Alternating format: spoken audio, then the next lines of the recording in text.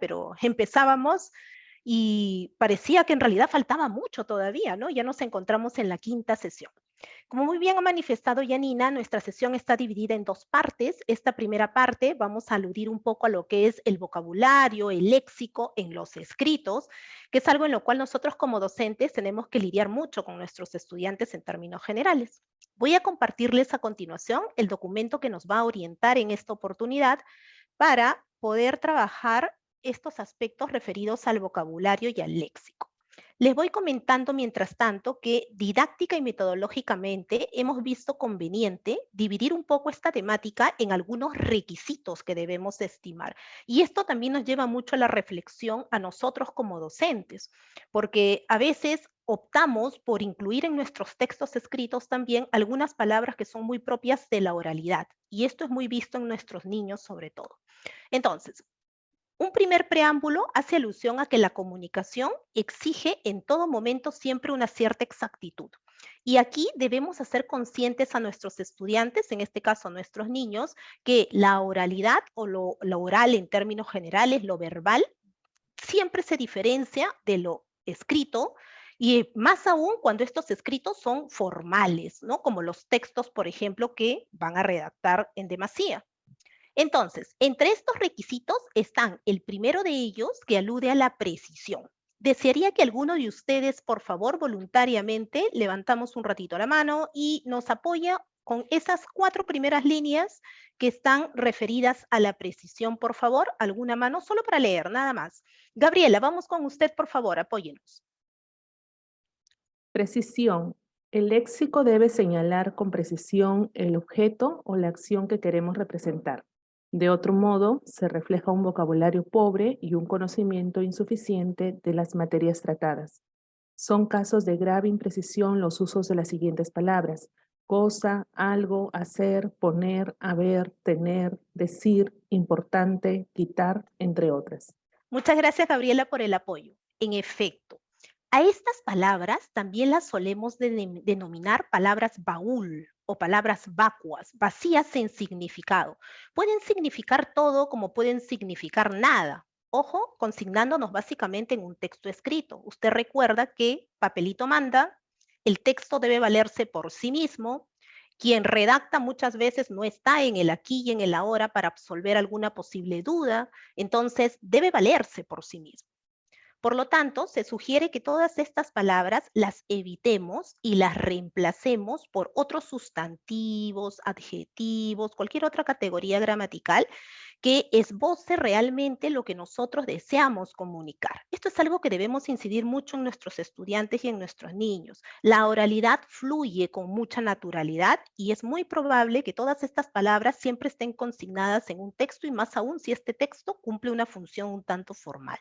Por lo tanto, ejemplos muy prácticos. Las vacaciones son una cosa innecesaria. Sí, pues, una cosa innecesaria. Como hablantes del idioma, conocedores de los signos, de los símbolos que forman parte de nuestro idioma, cabalmente comprendemos aquello que estamos mencionando. Más aún quien porta la información, que es aquel que lo sabe, digamos. Pero pongámonos siempre en el lugar de quien nos lee o de quien nos escucha, dependiendo si es oral o escrito. En este caso estamos haciendo incidencia básicamente en la escritura. Debe valerse por sí mismo el texto. Entonces, en vez de colocar son una cosa, podríamos consignar una distracción, un descanso, un cambio. Dependerá un poco el contexto, la situación comunicativa y en función a lo que nosotros querramos comunicar explícitamente. Palabras como cosa, palabras como algo, les había manifestado, también se les conoce como palabras baúl. ¿De dónde proviene este término? Como cuando alguien está en su domicilio, en su cuarto, en su habitación y tiene el famoso baúl de los recuerdos, donde uno incorpora, mete de todo, saca de todo. De ahí viene un poco el término, esta nomenclatura de palabras baúl. Pueden significar todo, pueden significar nada. ¿Cuál es el alcance preciso? Por eso decimos que atacamos o atentamos contra la precisión cuando empleamos este tipo de palabras. Otro ejemplo, la lana es algo muy útil. Sí, pues, algo muy útil, ¿no? Pero ese algo, ¿a qué estamos aludiendo en sí? Dependiendo la oración previa, la oración posterior, el contexto o el párrafo en el cual esté inmerso, podríamos aludir a una fibra o una materia, un hallazgo, cualquiera de estas palabras, en este caso, que podrían reemplazar a ese algo. Entonces, así he consignado un ejemplo para cada caso. Vámonos con el último solo por mencionarlo. El verbo poner, ¿no? Decimos poner. Pedro no pone en su carta por qué se fue. Sí, pues no pone o no puso, ¿no? No puso en su carta. Nos comprendemos claramente a qué se refiere. Sin embargo, es distinto, no escribe, no explica, no argumenta. ¿Recuerdan cuando hacíamos alusión a la actividad 1 nosotros, por ejemplo, y veíamos esta diferencia en la intención comunicativa entre simplemente un texto de viso expositivo a otro, por ejemplo, argumentativo, como muy bien ustedes redactaron, ¿recuerdan? Entonces, hay diferencias. Eso consigna una precisión en aquello que están redactando. Así he consignado un ejemplo en cada caso, ¿ya? Para ver, para dar, para tener, para decir, para importante. Toda esta documentación que nosotros les proyectamos, su profesora Janina y yo, le estamos consignando también en el Paideia para que usted pueda descargarlo, consultar posteriormente, etcétera. Vámonos con el segundo de los requisitos que, como les había mencionado, didáctica y metodológicamente hemos visto conveniente separar para comprender cada uno y luego verlos en su conjunto. Vámonos con el segundo, formalidad. Un voluntario más, por favor, que nos apoye con ello, con la lectura simplemente. Valeria, vamos con usted, por favor. Formalidad. El léxico es sensible a las diferencias de situación comunicativa. Esto implica que, ante situaciones formales, al redactar, se exige un repertorio léxico propio a esta situación. Esta situación formal se distingue del uso verbal presente en situaciones informales. La escritura es casi siempre una ocasión formal y debe excluir expresiones que son propias de la oralidad. Correcto, muy bien. Vamos a reforzar ello. Por ejemplo, el empleo de ciertas preposiciones. Las preposiciones además aluden para darle cierta formalidad a los textos, además de, como su nombre lo dice, dar cierta precisión también. No es lo mismo un en que un sobre, que un para, un a, ante, contra, desde, ¿cierto? Entonces, hay diferencias y hay especificaciones que además de ofrecerle precisión a nuestro texto, ayudan porque le brindan o le ofrecen formalidad. El segundo ejemplo que se muestra aquí también es obvio que es de la oralidad a lo escrito. Dice, bueno, para que todos sepan, ¿no? Ese bueno no lo redactamos propiamente, ¿no? Para que todos se enteren, les contaré cómo sucedió. O más aún, el empleo de las famosas frases hechas, muy propias a veces en la oralidad, pero que en los textos escritos debemos evitarlos porque no sabemos el alcance que puede tener y el conocimiento de parte de nuestro lector.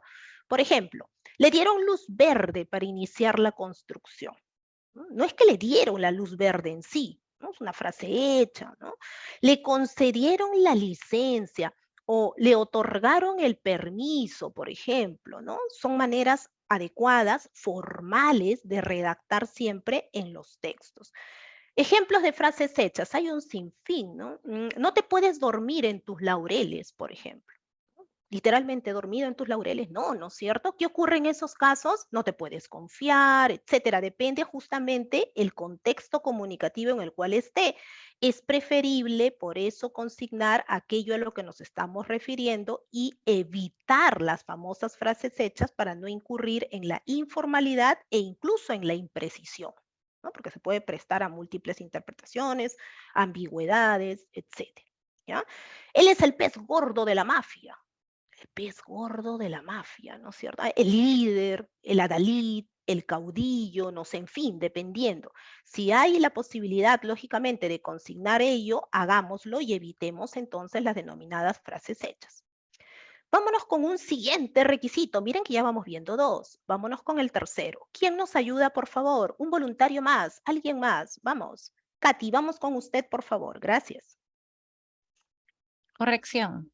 Si Ujú. queremos escribir textos de manera eficiente, además de los requisitos antes mencionados, Debemos sujetarnos a la normativa léxica y evitar las palabras en su forma extranjera o en un uso excesivo o en un uso excesivamente regional.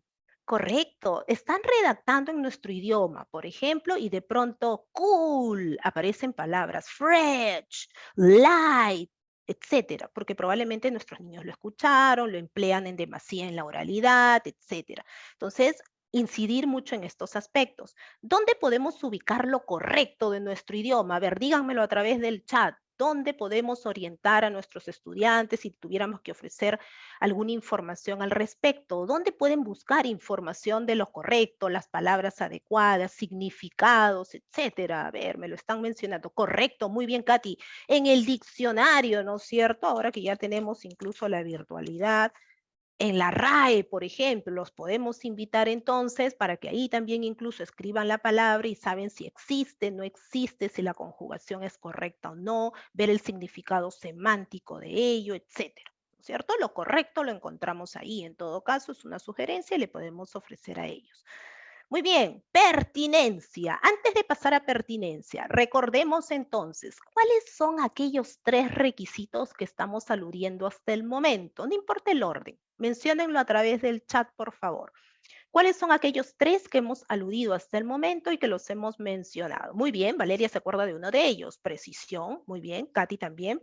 Precisión, nada más, de preciso, nada más. No de prescindir, no, sino de preciso, nada más. Ajá. Precisión, muy bien. Corrección, excelente, muy bien. Formalidad, perfecto. Miren, ya tenemos 3 y ahora vamos a sumergirnos en el 4. Pertinencia. ¿A qué nos referimos cuando algo es pertinente? A ver, un voluntario más, por favor, que nos apoye con ello. Ya casi culminamos. Son solo 5 los que hemos distribuido. Una mano amiga, por favor, que nos ayude con la pertinencia. ¿Un voluntario más? ¿Alguien más? Alison, Bárbara, Carol, Clara, Claudia, Daniel, nadie. A ver, ahí está, Alison. Muchas gracias por la participación. Ayúdenos, por favor. Pertinencia. Y dice así. El léxico es pertinente cuando muestra su educación a la intención comunicativa del redactor u orador, es decir, cuando expresa lo que realmente deseo expresar. Muy bien, muchas gracias, Alison, por el apoyo. Habíamos comentado en alguna sesión previa, si mal no recuerdo en la primera que tuvimos en relación con estructura de párrafos incluso, que había una diferencia entre la situación comunicativa, situación o contexto, y la intención comunicativa.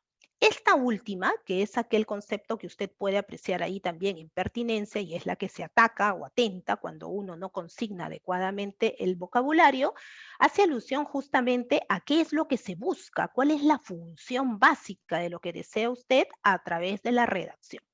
Por ejemplo, la policía interceptó el vehículo cerca de la avenida Arequipa. La policía interceptó el vehículo cerca de la avenida Arequipa. Nótelo usted. Palabras que homófonamente suenan prácticamente como si fueran tal cual, idénticas, ¿no es cierto? Pero que sabemos que en el significado varían, son diferentes e incluso en algunos casos, dependiendo la situación, el contexto, la palabra, son completamente opuestas, mírelo usted. ¿Dónde identifica ello? Como hablantes de nuestro idioma, podríamos despejarlo también según el contexto o la situación. Muchas veces podemos determinar, a pesar de que no sabemos cabalmente el significado de un concepto, un término determinado, lo podemos un poquito como que interpretar o entender a partir del contexto o la situación comunicativa, es decir, lo que se está escribiendo. Pero lógicamente usted encuentra el significado de ello, como muy bien me lo manifestaron también a través del chat, en los diccionarios, por ejemplo, ¿no? En este caso, para verificar la pertinencia de cuál sería intersecto o intercepto, si es que usted no conoce el significado, es necesario entonces acudir al diccionario. ¿Cuál es la sugerencia que siempre debemos hacerles sí a nuestros niños? Por supuesto, si no saben o no conocen el significado de una palabra, mejor optar por otra cuyo significado sí sea conocido, ¿no? Algún sinónimo que pudieran conocer o en su defecto, lógicamente, recurrir al diccionario, ¿no? Para, lógicamente, absolver la posible duda existente. Vámonos con el último requisito. ¿Quién nos ayuda, por favor? Última participación de esta parte. A ver, ¿alguien más? Un voluntario, por favor, que nos apoye con la riqueza léxica. Miren que ya hemos visto 4 anteriormente. A ver, Valeria, vamos con usted, por favor. Riqueza. El léxico académico debe ser variado, abundante, rico, de manera tal que se evite repetir términos o expresiones. Se recomienda el uso de sinónimos o expresiones con significado semejante. Correcto, muy bien. Con estos elementos justamente de cohesión que solemos emplear, usted recuerda también incluso los conectores lógicos, las referencias, los elementos cuando uno emplea los referentes, evita que su texto sea redundante, sea reiterativo, sea pobre en léxico. Si usted leyó aquí riqueza, dice, yo no había escuchado mucho ese término en cuanto al léxico de riqueza, pero probablemente sí más pobreza léxica, porque se alude a veces de manera muy frecuente cuando estamos entre los textos o los escritos, ¿no? ¿Cuánta pobreza léxica en este texto? Redunda las palabras, solamente emplea verbos como tiene, o conectores de adición, solamente conoce la i y nada más habiendo además, asimismo, también, inclusive, aun cuando hay un sinfín de conectores de adición, pero solamente en el texto hay puras y es pobre en realidad en términos generales, ¿no? Y lo mismo ocurre para otras tipologías de conectores. Así vamos identificando cuando existe redundancia, reiteración. Ejemplos, pero muy obvios. Me duele mi estómago. Entonces yo digo, imposible que le pueda doler el estómago ajeno, ¿no es cierto? Entonces me duele el estómago, me duele la cabeza, no es mío, de mí, de mi propiedad, ¿no? Escucho eso que es súper redundante, del mismo modo. ¿Qué vamos a hacer a continuación? Lógicamente lo hemos visto didáctica y metodológicamente por separado, y entonces decimos, es bastante sencillo, ¿no es cierto? Cuando uno lo ve aislado es muy simple. Pero ¿por qué existen problemas en la comunicación y en los escritos y la informalidad y la imprecisión? Porque lógicamente en un escrito confluyen todos, ¿no? Cuando uno redacta propiamente tiene que estar al tanto de cada uno de estos elementos que lo hemos visto por separados, pero que lógicamente todos ellos confluyen en un escrito. Entonces, vamos a hacer ejercicios prácticos a continuación y que ustedes también lo pueden hacer con sus propios estudiantes o sus niños para que puedan reforzar estos aspectos. Vamos con el primer ejercicio. Dice, sustituya las palabras inapropiadas o informales. Podemos tener cualquiera de los antes mencionados, corrección, imprecisión, impertinencia, falta de riqueza, etcétera, etcétera. Al cruzar el Atlántico, experimenté una cosa inefable. A ver, ¿cómo lo modificamos, por ejemplo? ¿Quién me dice alguna alternativa? Podemos escribirlo a través del chat. A ver, ¿qué le colocaría usted en vez de cosa, obviamente? Esa sería la palabra que vamos a modificar. Ya, a ver, ¿cuál colocaría usted? Puede haber más de Sensación, una alternativa. Sí, perdón. Giovanna. sensación, Ya, por ejemplo, al cruzar el Atlántico experimenté una sensación inefable. Miren, mente gemela con Miguel, quien también había puesto en el chat sensación. Puede haber más de una alternativa, atención. En este caso sí. ¿Qué pasa si yo colocaba experiencia? Independientemente, experiencia podría reemplazar a la palabra cosa, pero ¿qué pasaba si yo lo dejaba como experiencia inefable? redundancia, Exacto, y miren que Isabel lo colocó, ¿no? Tuve una experiencia inefable. Por eso tenemos que estar muy atentos, porque claro, hemos modificado la palabra cosa y alguien se emociona hasta las lágrimas y dice, ¡yeah, lo logré, pude consignar! Pero resulta que tenemos un verbo que es experimenté. Y entonces experimenté una experiencia y recaemos en redundancia, ¿no es cierto?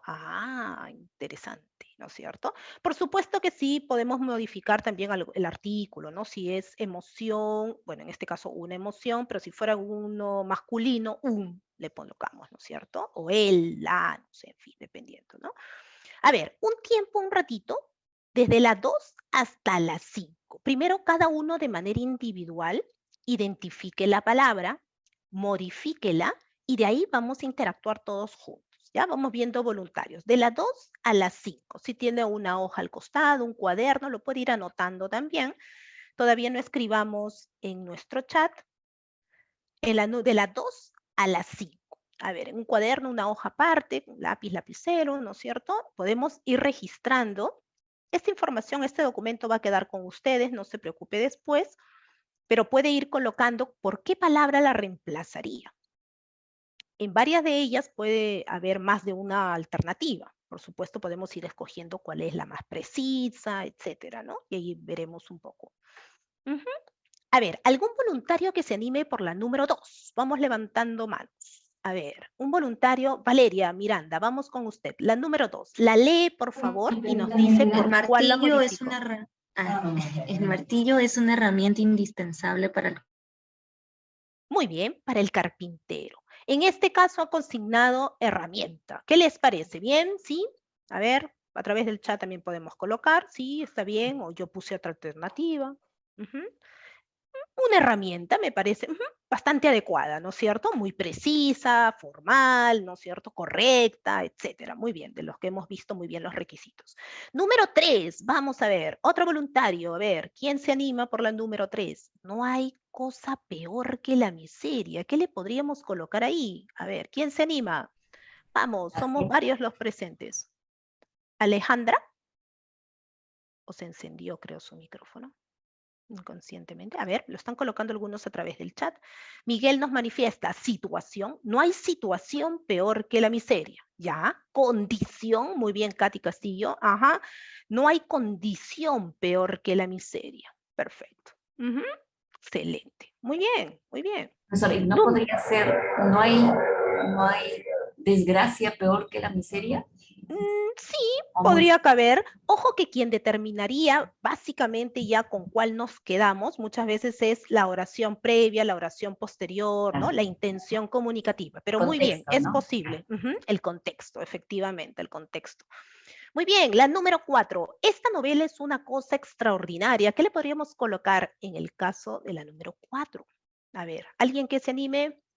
Vamos, aquellos que no han tenido Producción, oportunidad de participar antes, anímese. Ya, por ejemplo, podría ser. Obra, también nos dicen a través del chat. Obra, nuevamente, Miguel. Esta novela es una obra extraordinaria. Perfecto, ¿no es cierto? Ujú, calza muy bien. Excelente. Número 5. A ver, ¿quién se anima por la número 5? A ver, Daniel, Dayana, Giovanna, Lucy, Luis. A ver, animémonos rápidamente. Número 5. ¿Quién? El teléfono es hoy una cosa imprescindible. ¿Qué le podríamos colocar? Katy nos manifiesta un artefacto, el teléfono. Ya, podría ser artefacto, un recurso. Miren que hay varios. Exacto, muy bien. Un dispositivo, un medio de comunicación incluso. Ah, perfecto. El teléfono es hoy un medio de comunicación imprescindible. Ajá, sí, está muy adecuada, ¿no es cierto? Muy bien. Ujú, muy bien, muy bien. Repito, optamos por aquella que lógicamente teniendo ya el contexto en su conjunto aluda a la mejor respuesta, pero obviamente tenemos que cotejar o verificar varios aspectos en ese caso, ¿no? Que no nos solamente cubra el reemplazar a la palabra, sino que también no incurra en los otros, ¿no? Requisitos, ¿no? En violar los otros requisitos, como la formalidad, ¿no es cierto? La riqueza, etcétera. Vamos un ratito desde la número 6 hasta la 8 que tenemos ahí. De la 6 a la 8. A ver, de manera individual, léala por favor y coloque cuál podría ser una opción posible. El verbo hacer es el que modificamos en una esta pregunta, oportunidad. Sí, por favor. María Graciela. Se Giovanna, puede cuénteme. cambiar, por ejemplo, finge estar dormido, pero está escuchando, Por o ejemplo, podría ser. Es una posibilidad. Ajá. Excelente, muy bien, claro. No tienen que solamente cambiar la palabra, ¿no? Pueden cambiar el conjunto de palabras, aquellas que están alrededor también, para que pueda, lógicamente, cumplir un poco con el objetivo. Excelente, muy bien, muy buena pregunta porque puede ser una duda que podrían tener varios de los presentes. Ujú. A ver, número 6. ¿Quién se anima por aquí? U otra posible respuesta de la manifestada por Giovanna. ¿Todos estamos de acuerdo que colocaron ello? ¿Sí? Ya, muy bien, esa es otra posibilidad. Katy, la felicito. Disimula estar dormido, ¿no es cierto? Pero está escuchando. Ujú, correcto, excelente. Muy bien. Finge estar dormido, disimula estar dormido. Muy bien. La número 7. A ver, ¿quién se anima? ¿Llamamos a alguien? Ajá, solamente por el chat algunos escriben. A ver, Alison nos dice, ya, producen la miel, ya, las abejas producen, elaboran, es mejor que fabrican, miren, ojo, que creo que Daniel lo consignó también. Generalmente el fabricar lo aluden más a materia prima, producto elaborado, ¿no? Como a fábricas, ¿no? Y que las abejitas están con su mandil y su gorro, ¿se imaginan ustedes? No, no es cierto. Entonces, no. Elaboran, producen. Las abejas elaboran la miel con el néctar de las flores, producen la miel muy bien, elaboran es muy, muy bueno. Muy bueno, ¿ya? Muy bien, los felicito. Número 8, vamos rápidamente. Van a hacer pronto el hospital. A ver, incluso podemos modificar el van a hacer, ¿no? Estas construcciones a veces de 2, 3 verbos juntos podrían ser reemplazados por uno solo. Si dice van a hacer es a futuro, ¿cierto? Van a hacer es a futuro. Muy bien, Daniel. Construirán, ¿no es cierto? Muy bien, construirán. Ajá, pronto el hospital. Edificarán pronto el hospital, por ejemplo. Muy bien, correcto, ¿no? Esos aspectos también se pueden siempre modificar y es recomendable, ya en la medida en que van avanzando un poco más en profundidad en todos estos conceptos de redacción, es interesante que a nuestros niños le hagamos ver ello, ¿no? Si van a estar, ¿no? Entonces, esas construcciones estarán, si es un futuro, pueden ir incorporándolas poco a poco. Vamos con el número 9. Dice, el artista hace una estatua. El artista hace una estatua. Hay verbos muy específicos para algunas situaciones o contextos. A ver, ¿qué le colocaríamos aquí en la número 9? ¿Qué le colocaríamos, por favor? Talla, podría ser, detallar. Muy bien, Luis. Esculpe. Crea también puede ser, claro, porque son obras, son creaciones, ¿no? Aunque el crear, el componer son muy propios para, como vamos a ver más adelante probablemente también, poemas, canciones, ¿no? Ahí se utilizan en demasía. Pero esculpir, por ejemplo, es un verbo formal, es preciso, es correcto, es pertinente, es rico, ¿ven? Que cumple incluso con los requisitos anteriormente vistos, ¿no? Muy bueno. Número 10, por ejemplo, ¿ven? Ahí se los coloqué. Estoy haciendo un poema. Muy bien. Componiendo, creando. Ajá, muy bien. Mejor que incluso redactando, porque le podría ver, estoy redactando, pero acuérdense que la redacción va más para la prosa, ¿no? Para los poemas propiamente, ajá, el creando, el componiendo, ¿no? Es mejor, más específicos, más precisos, solo por denominar, no porque sea incorrecto del todo, ojo. Repito, reitero, depende mucho del contexto y la situación comunicativa en la que estemos inmersos. Número 11, dejamos un ratito, ¿les parece? Unos minutos para que cada uno de manera individual, de la número 11 a la número 13. A ver, de la número 11 a la número 13, a ver, de manera individual, y vamos, algunos ya se animaron y lo están colocando a través del chat. Dice, me ubiqué en la primera fila para observar el espectáculo, en vez de me puse, ¿no? Muy bien. Más específico incluso y aludiendo a alguna situación específica, Luis nos manifiesta, me senté, por supuesto, me paré en la primera fila, ya, correcto, está bien, porque no se sabe en realidad a cuál, ¿no? Pero muy bien. Ubiqué en términos generales y más específico, me senté en la primera fila, está especificando en qué posición, cómo estuvo incluso, ¿no? En la primera fila para observar el espectáculo. Muy bien. La número 12, atención con ella, dice, no pongas demasiado vinagre en la ensalada. Hay varias posibilidades, pero hay algunas más específicas y precisas. Ajá, muy bien, miren, qué interesante. Y a través del chat han comentado algunos, ¿no? Decía, no agregues, ¿ya? El agregar es como el añadir, el sumar, todavía no está siendo muy específica, sobre todo porque tenemos a vinagre, ¿no es cierto? A diferencia de viertas, que es mucho más específica, precisa, correcto, no viertas demasiado vinagre en la ensalada. Muy bien, mejor que simplemente añadir, agregar, como a modo de sumar o ponerle, ¿no? Entre comillas. Muy bien, ya, correcto. Ya, de añadir, como les decía, ¿no? El añadir, no añadas, no coloques, no, ¿no? Pero es más de sumar, ¿no? Pero como es vinagre, específica tal vez, no viertas demasiado vinagre en la ensalada, ¿no? Muy bien, Profesor, adecuado. disculpe, vierta sería por por lo que es de repente un ingrediente líquido. Exacto, ajá, básicamente por ahí, sí, Ajá, ya, efectivamente, gracias. efectivamente, ajá, no viertas demasiado vinagre, por ser el vinagre, ¿no? Ujú, líquido. Número 13. Esta casa está puesta al norte. ¿Qué le colocaríamos? Muy bien, por ahí muy buenas respuestas. Ubicada, se ubica, me dicen por aquí. Ajá. Orientada también podría ser, ¿no? Puntos cardinales, norte, sur, este, oeste. Esta casa está orientada al norte, está situada al norte. Muy buenas, muy buenas. Ujú, muy bien, cualquiera de ellas. Ubicada al norte, correcto. Muchas personas ponen su dinero en el banco. ¿Qué le consignamos ahí? Muchas personas depositan su dinero en el banco, ahorran su dinero en el banco, correcto. Siendo mal, pierden su dinero también, profesora, porque lo pierden, ¿no es cierto? No, mentira. Pero un poco la intención es, claro, muchas personas confían, digamos, ¿no es cierto?, su dinero en el banco. En ese sentido, lo depositan, lo ahorran, correcto, en el banco, ¿no? Ujú, muy bien. Ujú, excelente, ahorran, muy bien, lo han puesto Marta, Janet, también depositan. Excelente, Valeria, muy bien, Luis, exacto. Más que incluso guardar, probablemente el guardar lo empleamos más para los estuches, ¿no? Por ejemplo, anteojos ¿no es cierto? Lo guardamos en una cartuchera, ¿no? En un cofre, en un sobre, ¿no? Entonces, más para guardar, ¿ya?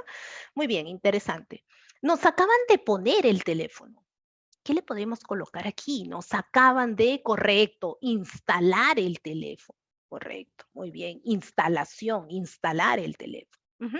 Es muy difícil poner el auto en esta avenida. ¿Qué le podríamos colocar aquí? Muy difícil poner el auto en esta avenida. Muy bien, estacionar. En vez de parquear, a veces se hacen estas traducciones directas, ¿no? De parking, ¿no es cierto? Parquear le ponemos tal cual, ¿no? Evitemos ello. Tenemos palabras en nuestro idioma que pueden tranquilamente colocarse en estos casos, ¿no? Estacionar sería lo más formal, lo más preciso, lo más correcto, lo más pertinente, ¿no? Rico en léxico, es más. Muy bien. Esta sala tiene 10 metros de largo. Correcto, muy bien, excelente. Algunos lo ven y no encuentran. Dice, ya, claro, sé que el verbo tener, pero mide, pues, mide 10 metros de largo. Muy bien, excelente. Los felicito en esta primera parte. Miren el ejercicio número 2, que es muy cortito, pero bien interesante también. Si lo contrario de saber es ignorar, sustituye el verbo de las siguientes oraciones de modo que signifiquen lo contrario. Ojo, es como un ejercicio de antonimia, en efecto, pero atención aquí, poco a poco tenemos que ir logrando que estos antónimos que construyen incluso nuestros niños vayan más allá de simplemente cambiar la primera parte de la palabra. Ojo, ¿no? Por ejemplo, antónimo de real, irreal. Ya, en un primer momento, perfecto, pero de ahí hay que ir poco a poco impulsando este desarrollo del léxico, del vocabulario en general. Otros, busquemos otros, ¿no? O antónimo de feliz, infeliz, ya, no, otros, ¿no? De ordenar, desordenar, ya, vamos con otros. Ya nosotros en este caso vamos a hacer el ejercicio consignando otros antónimos diferentes, que no solamente cambien el prefijo. Estas están, perdón, construyendo un edificio. ¿Qué le podríamos colocar ahí? Están, a ver, construyendo un edificio. Vamos a buscar antónimos, ¿ah? Demoliendo, muy bien. Ajá. Quien me puso destruyendo, no. Recuérdelo, ¿ya? No porque esté mal, ojo, sino que vamos a evitar solamente cambiar el prefijo, la primera parte de la palabra, ¿ya? No, ¿ya? Muy bien, derribando, demoliendo, correcto. Muy bien, excelente. Ajá. A ver, unos minutos, de la 2 a la 4. A ver, dejamos un ratito a las 5. De la 2 a la 4, léalo de manera individual, no coloque todavía nada en el chat, léalo de manera individual y a ver, modifique de tal manera, no coloque todavía en el chat. Ajá, Luis, un ratito, porque si no, algunos ven la respuesta y dicen, ajá, esta es la mejor y la copio, ¿no es cierto? No coloquen todavía en el chat un ratito, aparte en una hoja, en un cuaderno, etcétera. Cumplen las órdenes de sus jefes. A ver, ¿qué le podríamos colocar?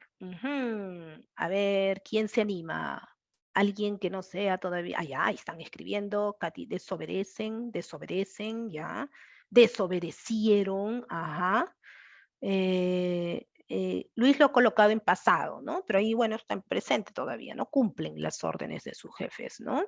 Entonces, desobedecen, correcto, desacatan, ¿no? Podría ser también, ignoran, se ignoran las órdenes de sus jefes, podría ser, ¿no es cierto? Cualquiera de ellas. Ujú, muy bien, Y muy bien. transgreden sería Transgreden, sí, sí, tranquilamente, muy bien. Ujú, quebrantan, violan, no sé, en fin, ¿no es cierto? Ajá, en vez de incumplen, ¿no es cierto?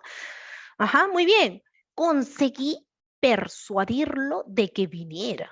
¿Qué le podríamos colocar aquí? Conseguí persuadirlo de que viniera. ¿Mm? Cuando alguien persuade, convence para que hagan algo, ¿no es cierto? Ujú, desanimarlo, ya conseguí desanimarlo de que viniera. Ah, interesante, muy bien. Ajá, muy bien, correcto, desanimarlo. Muy bien, Katy. Ujú, correcto, desalentarlo, correcto. Conseguí desalentarlo de que viniera. Muy bien, excelente, muy buenas las Maestra, alternativas. yo lo Ujú, hice como así porque no logré persuadirlo de que viniera, pero no logré, ya. por ejemplo, ¿qué sería pues un sinónimo mm, acompañado de un adverbio de negación? Claro, el no, ajá, el adverbio de negación, no, correcto. Claro, porque aquí había como que dos posibilidades, ¿no? Uno podría Ajá, sí. modificar solo el persuadirlo, como que también podría haber optado por cambiar más bien el antónimo del conseguí, ¿no? Y también podría. Sí, cualquiera de las dos es válida. Está bien, está perfecto. Sí, no hay una de las palabras específicas que tendría que haber sido de todas maneras y únicamente cambiada, ¿no es cierto? Muy bien. Los cuerpos se dilatan con el calor. ¿Qué le colocamos en este caso? Muy bien, se contraen, se encogen, muy bien, excelente, ese es específico, ¿no es cierto? Y con el frío en todo caso para que guarde pues coherencia, ¿no? Y a eso sí, cambia adicional. Pero muy bien, último ejercicio, la multitud vitorió al orador. ¿Qué le podríamos colocar? La multitud, ¿cuál podría ser? Muy bien, abucheó es mejor, incluso más formal, se dice que pifió incluso, ¿no? Abucheó, muy bien, excelente. Silenció, muy bien, a la hora también puede ser bueno, ajá, pero hay un plus en el abucheo, ¿no es cierto? En vez del silenciar nada más, ¿no es cierto?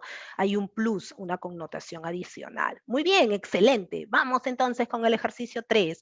Reemplace las construcciones de no más verbo, que eso también es muy frecuente en los niños, ¿no es cierto? Lo colocan de esta manera, siempre va con el no y hay verbos que pueden reemplazar este adverbio de negación, no, por un verbo que exprese mejor el sentido, es decir, no debe repetir verbos, es un poco la exigencia de nuestro ejercicio, ¿ya? Vamos a realizar de manera conjunta la número 1 a modo de ejemplo. La emoción del partido no se mantuvo en el segundo tiempo. A ver, en vez de no se mantuvo, en vez de toda esa decayó. conjugación, ya, por ejemplo, muy bien, excelente, lo mencionaron, una voz en off, porque no noté quién fue, perdón. Ajá, una voz en off, muy bien. La emoción del partido, ¿quién fue? Nuestro profesor, a Soy yo, ver. Giovanna. Ya, Giovanna, no le había escuchado. Muy bien, Giovanna, muchas gracias. Así es, muy atenta. Giovanna rápidamente le vino a la mente, ¿no es cierto? Y dijo, sí, la emoción del partido decayó en el segundo tiempo, disminuyó en el segundo tiempo, se detuvo en el segundo, ya, aunque detener es como pararlo nomás, ¿no? Un poco la idea es que efectivamente mermó o medró, dependerá si aumentó, disminuyó. Un poco el no se mantuvo es que varió. La emoción del partido varió en el segundo tiempo o disminuyó en el segundo tiempo, correcto. Muy bien, excelente. Número 2, su actuación no satisfizo al público que esperaba mucho más. ¿Qué le podríamos colocar aquí en vez de no satisfizo? No satisfizo. Su actuación, ¿qué podríamos colocarle? Un verbo que reemplace ese adverbio más este verbo que está aquí. ¿Disgustó? Podría ser, muy bien. Su actuación disgustó al público, defraudó al público, desagradó al público. Ajá, ajá. Ese es no satisfizo, pero ojo que estamos solamente cambiando el no más verbo. No necesariamente tiene que ser un antónimo. ¿Quién nos colocó? Miguel. No necesariamente un antónimo, solamente cambiar más bien la construcción del no más verbo, ¿no? O sea, por un verbo nada más que lo reemplace, ¿ya? Aquí ya no es antonimia como en el ejercicio previo. Aprovechando que tenemos el verbo satisfacer, este verbo irregular, solamente los tres principales tiempos verbales, ¿le parece? Pasado, presente y futuro. Tercera persona singular, él o ella, ¿no? Él o ella, ¿cómo sería en pasado? Él o ella, escríbanlo por favor a través del chat, con el verbo satisfacer, ¿cómo lo conjugamos? Él o ella, en pasado, o el pretérito perfecto igual. ¿Qué le colocamos? Él o ella. Muy bien, satisfizo, sin tilde nomás, ¿no es cierto? Muy bien, satisfizo, correcto. En presente, él o ella, el verbo satisfacer, satisface, muy bien, espectacular. Y en futuro, ¿cómo sería? Él o ella, el verbo satisfacer, tercera persona singular, él o ella, en futuro. Ah, muy bien, Katy también, correcto. Este es un error bien frecuente en nuestros niños. Léalo, aprécielo. Satisfacerá, ¿no? Así es como consignan por lo general. Es satisfará, nada más. Como el verbo hacer, como el verbo deshacer se conjuga en su misma familia, ¿no es cierto? No decimos deshacerá, sino deshará. ¿No? Ah, interesante, ¿no? El análisis ahí. En la RAE mismo pueden ver también conjugación, ¿no? www.rae.es, usted escribe simplemente el verbo, satisfacer, y al costadito tiene el icono justamente para que pueda ver conjugar, ¿no? Y ahí pueden ver para que despejen los estudiantes sobre todo, ¿no es cierto? Siempre nuestros alumnos. Eso es nuevo para mí, profesor. Ah, miren, interesante. Muy Toda la bien, vida, Marta. toda la vida he dicho satisfacerá. Interesante, Marta. Gracias por Y hoy compartirlo. a la edad que tengo, Ujú. probablemente me faltó un poco más de lectura. No, pero nunca es tarde para aprender. Todos aprendemos diariamente. Eso es lo bonito, eso es lo rico que nos ofrece la vida, nos ofrece justamente estos intercambios que tenemos nosotros a través de este espacio, ¿no? Entonces, muy interesante, ¿ya? Y nunca es tarde, al contrario. Muy bien, muchas gracias por compartirlo, Marta. No acertó en sus predicciones. ¿Cómo sería? No acertó en Erró sus en sus predicciones. Muy bien, predicciones. claro. Erró, falló, muy bien. Hay un verbo por excelencia formal, ¿no? El marró, marrar. Pero es muy, muy, muy exquisito, muy propio de algunos contextos. Se le llama incluso contextos de élite, ¿no? Donde uno puede redactar en un espacio solamente por profesionales específicos, ¿no? Por ejemplo, cuando alguien está en un ámbito solo de abogados, y hay redacciones de abogados, hay incluso conectores muy específicos que uno emplea para esta situación. Eso se le llama incluso auditorio de élite, ¿no? Porque es específico en ello, ¿no? El otro sí, por ejemplo, que es un conector de adición, en vez de un y además también, asimismo, que lo empleamos por lo general en contextos académicos, para el contexto de la redacción en abogados, por ejemplo, se emplea mucho el otro sí, que es además, asimismo, ¿no? Para añadir algún artículo, un código penal, etcétera, ¿no? Así, un inciso determinado. Así es, muy bien, pero falló, completamente de acuerdo. Erró en sus predicciones. No hace frente a sus enemigos. ¿Qué le podemos colocar aquí? No hace frente. En vez de no hace frente, huye, muy bien, esquiva, evade, ¿no es cierto?, a sus enemigos. Muy bien, cualquiera de ellos. Excelente. Último ejercicio. No quiso oír los consejos que le dimos. En vez de no quiso oír, ¿qué le podríamos colocar? No quiso oír, que no sea de soy yo. ¿Ya? Que no sea de soy yo. ¿Qué otro más le podríamos colocar? No quiso oír. Desestimó. ¿Cuál otro le podríamos colocar? Ignoró los consejos que le dimos, ¿no? Podría ser. Muy bien, ahí lo dijo Katy también. Ignoró, muy bien. Y en caso quisiera escribir desoyó, ¿cómo debería escribir ese desoyó los consejos que le dimos? O sea, que no quiso oír, ¿no es cierto? Desoyó. ¿Cómo lo escribiría? A ver, ¿quién se anima y nos lo coloca en el chat? ¿Cómo colocamos ese des o yo? Ajá, muy bien, excelente. Des de no, ¿no es cierto? El prefijo de negación y o yo de oír, ¿no es cierto? Muy bien. Ujú, no es con doble L de quitar pieles, ¿no? Etcétera. No, no, no. Ajá, muy bien. Ese es des o yo. Muy bien, Marta, muy bien, Clara. Excelente, muy bien, los felicito. Van a ser muy buenos orientadores además y de hecho ya lo son desde ahora para estos temas, ya para sus estudiantes. Miren lo que viene a continuación. Palabras juntas y separadas. Yo les estoy dejando en cada caso todas las posibilidades de escritura que existen. Por ejemplo, para el caso del asimismo, usted puede apreciar hay 3 maneras diferentes de consignar el asimismo, 3 palabras distintas a sí mismo, donde el sí es pronombre, ¿no? Reflexivo, es más. Conocerse a sí mismo es una gran ventaja. En cada caso les coloco entre paréntesis a qué se refiere o a qué alude, si es un pronombre, puede reemplazarse por alguna palabra, etcétera, entre paréntesis.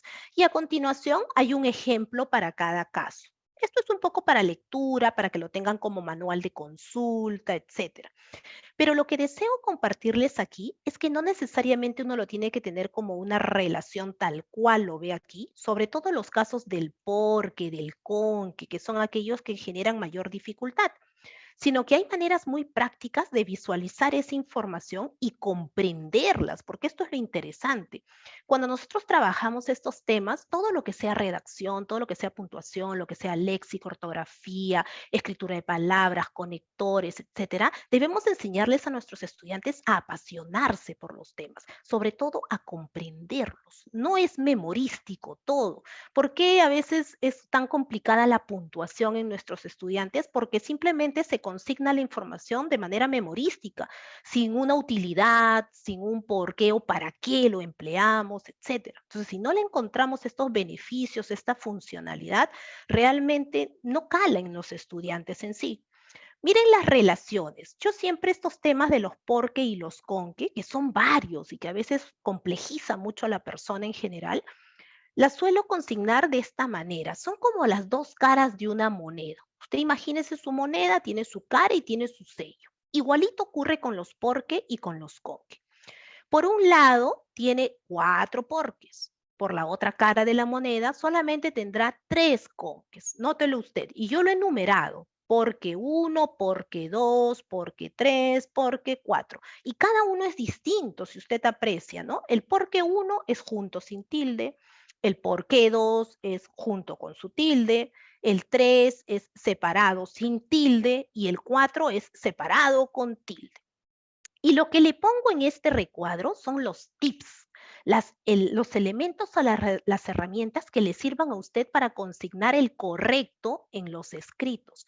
Por ejemplo, el primero de ellos es probablemente uno de los más empleados por nuestros estudiantes y por nosotros mismos, ¿no? Que es el que justifica, el que da un conector de causa, por ejemplo, ¿no? Entonces, ya que, cámbialo por un ya que. Yo le he puesto 2 incluso, ya que y debido a que, pero quédese con el ya que si gusta, que es el primero que aparece, con ese mismo, ¿no? Falté a mi clase de redacción porque estuve enfermo. Ah, ya que estuve enfermo, falté a mi clase de redacción, ¿no? Es el famoso lineamiento que nos dice si tenemos 2 oraciones interrelacionadas, si una indica causa, la otra indica efecto o consecuencia. Y esta es una manera práctica para que la vea, porque si usted aprecia la parte inferior, ese conque, que también es junto y sin tilde, igualito al caso 1, por eso le he puesto el mismo numeral 1, 1, que hay una correspondencia en la columna, ¿no? Ese porque 1 alude justamente a consecuencia o a efecto. Usted lo va a emplear siempre, cámbielo por un así es que, ¿no? Modifíquelo. Por ejemplo, con que no vino temprano a laborar, por ejemplo. Ah, así es que no vino temprano a laborar. Ah, es este con que de aquí, sin tilde, junto. Reemplácelo por un así es que, por ende, por lo tanto, ¿no es cierto? Ah, un conector de efecto o consecuencia. Esto pasa con el caso 1, entonces es como que entendamos las 2 caras de una moneda, uno es causa y el otro es consecuencia. En el de causa, cámbielo por un ya que, en el de consecuencia, el con que junto, cámbielo por un así es que. No hay pierde, se lo garantizo. Después cuando usted haga ejercicios, yo acá les propongo algunos después, les voy a consignar también si gustan el solucionario. Hágalo como desee y va a ver que no tiene pierde, no hay falla. En el caso 2 del por qué, el que es junto con su tilde, es muy sencillo porque siempre cuando usted redacta va a colocar el junto con su tilde, siempre que delante tenga un determinante o un artículo. Un ejemplo muy sencillo. Deseo conocer el porqué de su partida.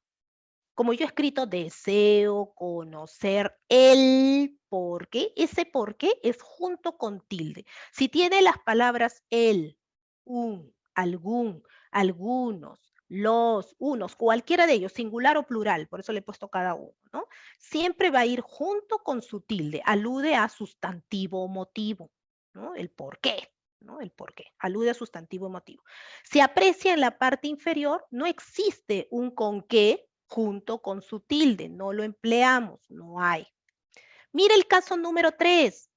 Es igualito, por arriba tenemos separado sin tilde y por abajo el con que separado sin tilde. Qué interesante. Lo puede reemplazar por algún corpus, por el que, por la que, por los que, por las que, por uno de ellos. Ahorita les voy a colocar un ejemplo. Lo mismo ocurre con el con que, con el que, con la que, con los que, con las que, con cualquiera de ellos, ¿no? Este es el motivo por que no vino a clases. Es este caso número 3. Este es el motivo por el que, quiero decir intrínsecamente, no vino a clases. Este es el motivo por que no vino a clases.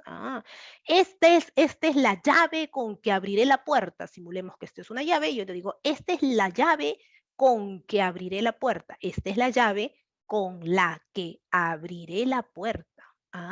Interesante. El sustantivo está explícito y a continuación entonces viene este de aquí, el por qué separado o el con qué separado, ¿no?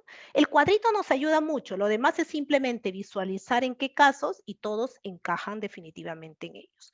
El caso número 4 es probablemente uno de los más sabidos porque es para interrogativas y exclamativas, ¿no? Lo separado con tilde, este de aquí no hay mucho que decir probablemente. En el 2 y el 3 tal vez esté un poquito más las dificultades, ¿no? En identificar uno u otro. Este documento también se los voy a dejar para que ustedes puedan interactuar con él. Está el sino junto y el sino separado, que desde la pronunciación son diferentes. Mire, el de la columna de la izquierda es un sino y el de la derecha es un sino.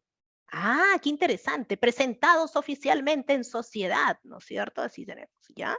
Efectivamente, así acontece. El sino, cámbielo por un más bien. Siempre cámbielo por un más bien. Mire los ejemplos. No es médico, más bien enfermero. Ese negocio no nos generará pérdidas, más bien ganancias. Cámbielo el sino por un más bien, ¿no? Esa conjunción adverbial propiamente. Alocución adverbial se le denomina, ¿no? Es un adverbio más un adjetivo, ¿no? Esa construcción, así como el más aún, ¿no? Cualquiera de ellos. Por otro lado, tenemos el sí, no.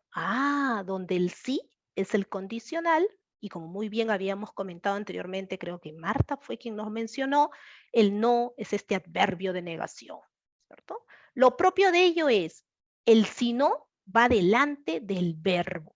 Si no comes, si no duermes, si no estudias, si no trabajas, etcétera, y lo cambian por ello, ¿no es cierto? Si es que no comes, si es que no trabajas, si es que no estudias, etcétera. Se los estoy dejando todos los casos para que lo lean, el as, el ves, el A con H y el A sin H. Este es complicadísimo para nuestros estudiantes. Mucho, mucho, mucho. Ahí tenemos, la mayoría de nuestras palabras está en el A sin H. Por lo tanto, empleando, economía del lenguaje, así se le llama, ¿no es cierto? Según economía del lenguaje, podemos ahorrar, aprendemos lo menos, pero lo abordamos todo. O sea que hay que considerar que el A viene del verbo haber, ¿cierto? Y que se emplea delante de los participios. ¿Recuerda usted estos verbos, los participios, que son verboides en sí? Yo les hago esta figura muchas veces a nuestros niños. Existen médicos y pseudoméricos o falsos méricos. Lo mismo acontece aquí. Los méricos son los verbos, los falsos méricos son los verboides. Dentro de estos falsos méricos o verboides existen los infinitivos, los gerundios y los participios. ¿Recuerdan? Infinitivos, ar, ir. Esos van con el a sin h. Los gerundios son ando, endo, yendo. Los dejamos un ratito que descansen. Y nos vamos con los participios. Los participios son los terminados en ado, ido, sus plurales, ¿recuerda usted? Y grábese esas palabritas. To, cho, so. Todos aquellos que terminan en to, que terminan en cho y que terminan en so, llevan previo el a con h. Ha cantado, ha dormido, ha hecho, ha roto, ha impreso, ha dicho, ¿no es cierto? El verbo haber en realidad, que es la conjugación en sí. Caso cerrado, le va a ir muy bien. Este documento va a quedar con ustedes. Igual si hay consultas, yo siempre les dejo igual, lo tenemos en el sílabo, sus dos profesoras, Janina, yo. Acá está nuestra dirección electrónica nuevamente, ¿no es cierto? mggutierrez@puc.edu.pe. Si tuvieran alguna otra consulta, duda, etcétera, la absolvemos en demasía. Nos quedan 4 minutitos. Entonces vamos dándole paso, si no, a Janina. Janina, estás entre nosotros ya. Ahí está Janina. Claro que Ajá, sí. Ay, Yani, María Graciela, para que cuánto he puedas continuar. disfrutado los ejemplos que nos has compartido, llenos de riqueza. Es para recordar y también para darnos ideas de lo que les podemos proponer a nuestros Ujú, estudiantes en es las un aulas de poquito la clase, idea. ¿no? Y es algo que se necesita repetir con frecuencia, lo que hacemos desde el área de comunicación o desde todas las áreas, en realidad, Ujú. es repetir y dar esas razones. Muchísimas gracias por tan valioso material. Zuli tiene una pregunta. Zuli, cuéntenos. Sí, quisiera hacer una consulta. Lo que pasa es que yo he observado que para poder enseñar sinónimos y antónimos y palabras nuevas, obviamente recurrimos al diccionario. El tema es que en casa, ¿no? Con mi niña, ella le dice diccionario y ella se espanta. No lo ve como un material que, bueno, le va a ayudar. Entonces yo quisiera saber, depende de alguna estrategia, cómo se le podría animar, ¿no? Para que ella voluntariamente vea el diccionario como un amigo. Claro, lo que pasa es que a veces el diccionario lo tenemos así como el término de biblioteca, cuando alguien dice vamos a trabajar las lecturas, etcétera, vaya a la biblioteca y lo asumen como un castigo, ¿no? Entonces, el diccionario también, no sabes alguna palabra, anda, busca el diccionario, ¿no? Y el diccionario es así como satanizado, ¿no? Temible, pero en realidad lo que se debe hacer es trabajar mucho, como muy bien también mencionaba Yanina, con el texto mismo, ¿no? Ver qué otros sinónimos, qué otras palabras, pero del día a día, ojo, no necesariamente recurriendo a las definiciones que están a veces y que no son comprendidas por los estudiantes del mismo, en el mismo diccionario. En un primer momento debemos acercarnos a él, pero nosotros también tratar de interpretarles, darles con las propias palabras, porque como sabemos, el léxico es formal en el diccionario y dependiendo las edades también, a veces no es del todo comprendido. Entonces, su temor no es tanto o no les gusta, no es tanto porque en realidad no lo deseen, sino porque no se comprende cabalmente aquello que está consignado en el diccionario. Entonces, amerita aterrizarlo un poquito en los conceptos del día a día y hacerle notar la utilidad. Cuando la persona, el estudiante, se da cuenta de lo útil que significa realmente recurrir a un diccionario y que más bien le soluciona los problemas, entonces ahí se sumerge un poquito más. El contexto propiamente también de la lectura ayuda mucho. ¿Por qué nos decía Marta por aquí? Y el contexto, exacto, exacto. Muy bien, Marta. Ajá, a eso íbamos. Yani, no sé si quieres complementar algo más. Sí, pero también recordar que existe, o decirles que existe la aplicación de la RAE, la aplicación del diccionario de la RAE, que uno la puede tener en el teléfono y entonces es más fácil de buscar, porque tal vez los niños no saben bien buscar las palabras en el diccionario o ubicarlas, ¿no? Entonces, a un clic, bueno, igual hay que digitarlas correctamente, ¿no? Ahí también van captando la importancia de la ortografía y el camino es más corto, tal vez, ¿no? Entonces, tener para sus estudiantes, ¿no? También los de quinto ciclo, ¿no? Contar con la aplicación de la RAE en sus teléfonos para sus tareas, ¿no? Para aclarar. No sé, es otro dato que les puede ayudar. Ujú. Muy Sí, bien, y lo muchas más gracias. importante es para el contexto. Listo, ya está. Ujú. No sé si hay alguna otra pregunta de todos estos aspectos tan interesantes y tan bonitos, porque de verdad que he disfrutado mucho siguiendo los ejemplos. Y Gracias a cuánta usted, riqueza de Zuli. vocabulario tiene el castellano, ¿no? Es una Ujú, lengua así muy, es. muy rica en realidad, sí, que tenemos que cuidar, ¿no? Que está en nuestras manos. Te damos ¿Alguna paso otra entonces, consulta? Yani. Sí, sí, así es, qué puntual, son las 11 de la mañana. Entonces vamos a abordar ahora la segunda parte de la sesión con los temas que les había comentado. En esta parte, voy a compartir, ¿está? Vamos a abordar la lectura de los textos mixtos en aula, con algunos ejemplos, con alguna, sí, con algún modelado justo para esta lectura con la participación de todos. Luego brindaremos precisiones para la tarea 2. Procederemos con la encuesta del curso, ¿no? Que hay que dar un tiempo. Hoy día finalizamos ya nuestro segundo curso de la diplomatura. Y luego Melba les dará algunas indicaciones sobre el curso 3 que empieza el 11 de marzo. Muy bien, y ya estamos. Muy bien, entonces aquí yo les quería decir algo sobre los textos mixtos.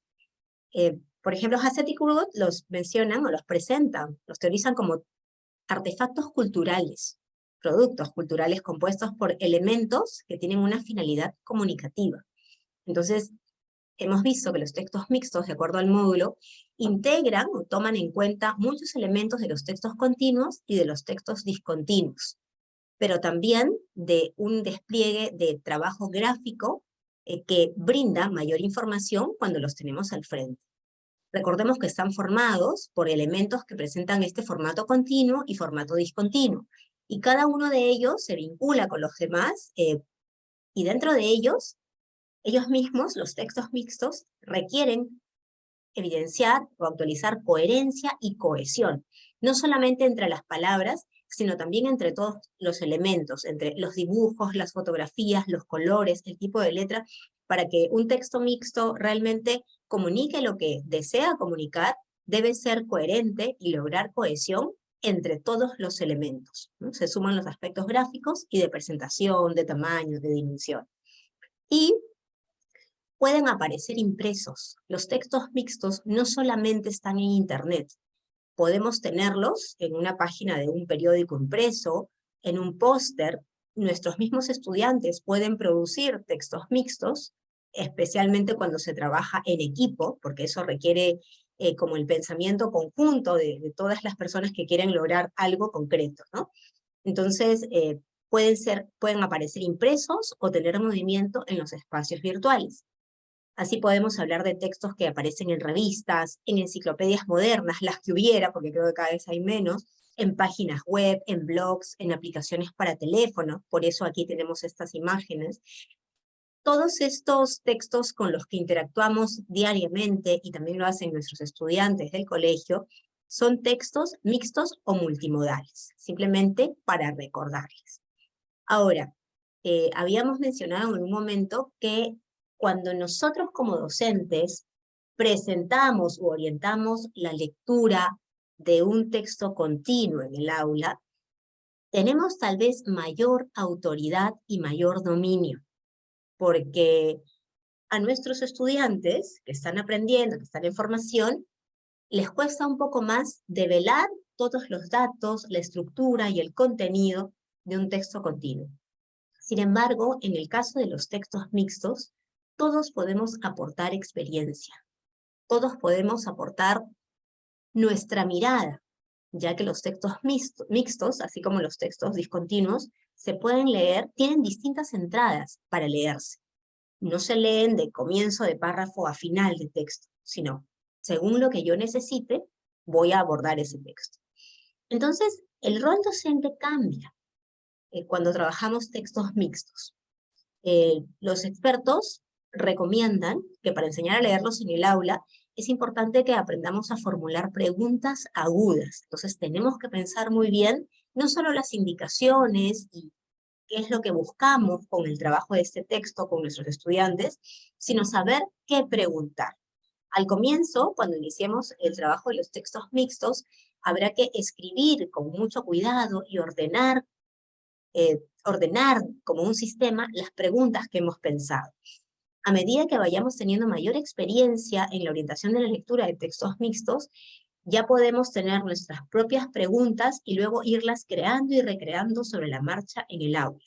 Esas preguntas lo que nos van a permitir es guiar un análisis, porque los textos mixtos no solamente se leen, se analizan por partes, por diferentes entradas, para lograr ser comprendidos. Y requieren de la participación de los estudiantes. No es que yo les voy a enseñar a leer un texto mixto y entonces todos me escuchan, sino que de todas maneras ellos tienen que aportar, nuestros estudiantes. Eso significa que esta lectura de textos exige al docente generar experiencias sociales en clase, el trabajo con el grupo colectivo, el trabajo en pequeños grupos, supervisado por el docente o la docente, es muy importante para orientar la lectura de estos textos. Bien, seguimos entonces. De acuerdo a expertos, cómo leer los textos mixtos en el aula requiere del docente unas nuevas funciones. Aquí en la primera que mencionan los autores Hassed y Kurbot, se trata de que uno como docente sea gestor de recursos. Así, en el ejemplo que estamos abordando para nuestra tarea número 2, tenemos que la docente en cuestión ha seleccionado unos textos que ha podido alcanzar a sus estudiantes. No todos trabajan con los mismos textos. Entonces, una función del docente es que yo selecciono de internet, de la biblioteca de aula, de la biblioteca de colegio, o solicito materiales a los padres de familia. De repente puedo pedir que si hay periódicos impresos, que vayan seleccionando algunos avisos, algunas infografías que vienen en revistas o que vienen en periódicos, con mis objetivos de aprendizaje claros. Entonces, toda esta selección de textos para lo que yo quiero que mis estudiantes de grado determinado aprendan, tiene que ver con mi capacidad para gestionar recursos y alcanzarlos a mis alumnos y alumnas. Otra función como docente es que yo voy a colaborar en la construcción de conocimiento. ¿Qué significa ser co-constructor de conocimiento? Con mis ¿Alguien se le ocurre, para escribir en el chat, qué significará ser co-constructor de conocimiento en la lectura de textos mixtos en aula? Tal vez alguien ha visto el recurso virtual o ha leído las páginas finales de nuestro módulo, específicamente en la unidad 3. El ser co-constructor de conocimiento significa que voy a ir develando e interpretando el significado y el contenido de un texto mixto conjuntamente con mis estudiantes. Por supuesto, como docente yo antes he tenido que mirar el texto, observarlo, analizarlo, preparar las preguntas, tratar de leerlo muy bien.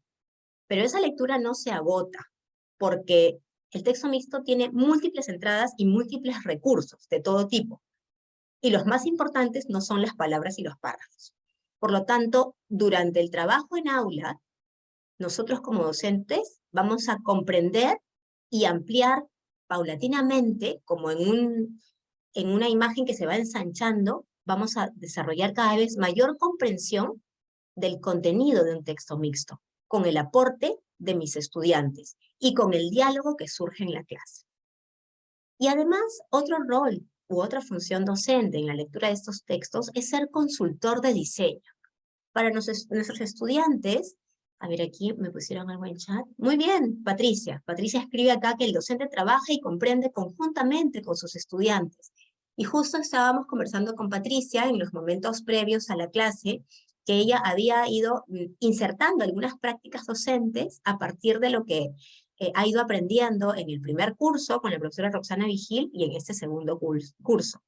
Entonces, en ese sentido, tal vez sobre diseño, nuestros estudiantes no sean tan conscientes de lo que puede aportar el uso de determinados colores, la forma, la disposición del texto, la disposición del mismo documento. Y nosotros estaremos para aclarar significados que traen los múltiples elementos de un texto.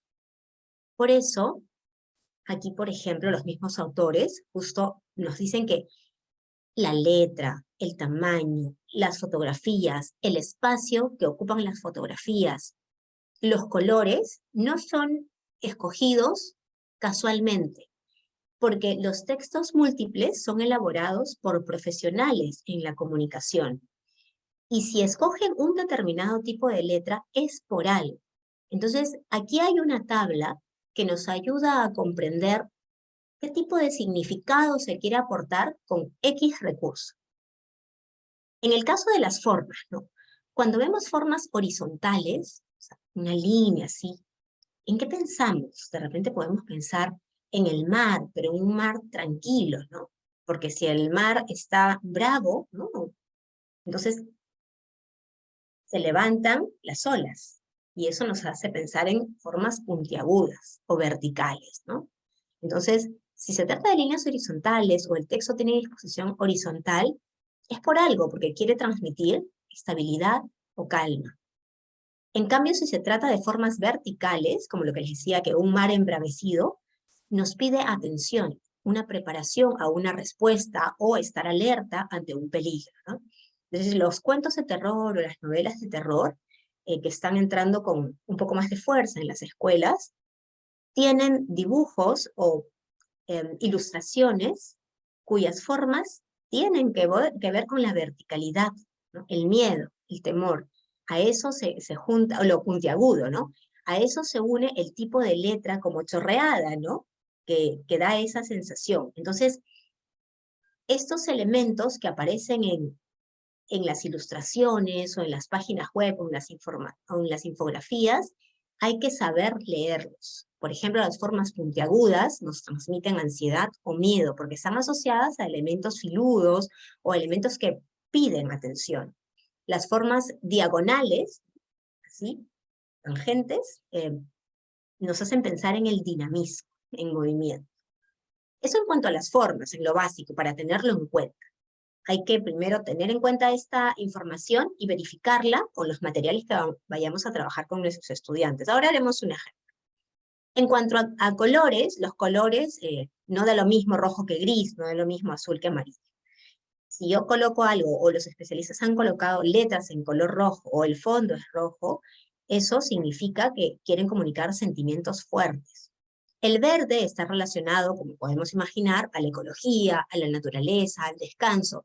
Por ahí dicen los expertos que cuando vemos una pared verde o un fondo verde, es más fácil leer. Eso es lo que dicen los expertos, algunos podrían discrepar. El azul, en cambio, es sinónimo de misterio, elegancia, tranquilidad, ¿no? Como un mar azul, ¿no? Si yo puedo combinar la forma, ¿no? La horizontalidad con el color azul, pues es estabilidad, calma, elegancia, tranquilidad, algo que me da calma, ¿no? Paz. El amarillo, en cambio, despierta, ¿no? Despierta ciertos sentidos, porque comunica vivacidad, amplitud, llama la atención el amarillo. El negro, misterio, formalidad y confianza, ¿no? Entonces, ¿y por qué no puedo presentar mi trabajo con letras rojas? Ese es uno de los motivos, ¿no? Porque el negro tiene que ver con que tus trabajos, incluso en primaria, pues tal vez los escribas con azul o con negro, pero requieren cierta formalidad, cierta confianza, porque no confiaría en un trabajo escrito en letras rojas, ¿no? Sobre todo si es para un trabajo final, no puedo dar un examen con lapicero rojo, ¿no? Si es que todavía hago los exámenes escritos. Y el gris comunica tristeza o frío. Y las letras también aportan algún mensaje, ¿no? Esta letra tan común de Times New Roman comporta formalidad y confianza. La letra escolar, en cambio, informalidad. Una letra más gruesa significa que se quiere provocar cierto énfasis.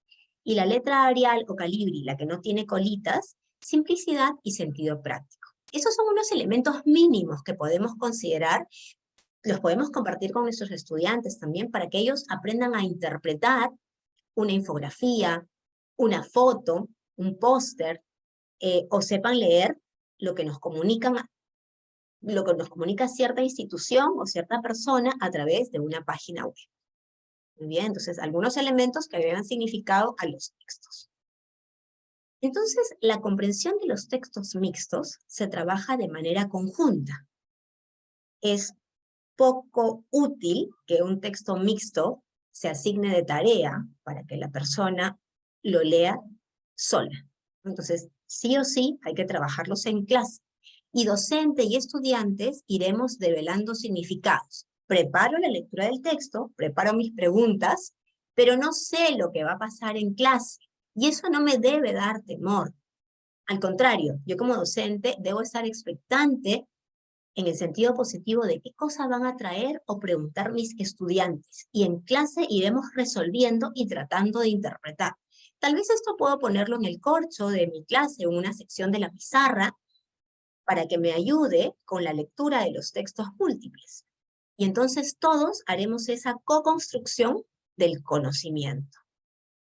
Aquí justo he tomado algunas capturas de pantalla de nuestro recurso virtual para reiterar que enriquecemos esta lectura con el aporte de los pares. Entonces, por eso es que la profesora de la tarea ha dividido la lectura de los textos en pequeños grupos.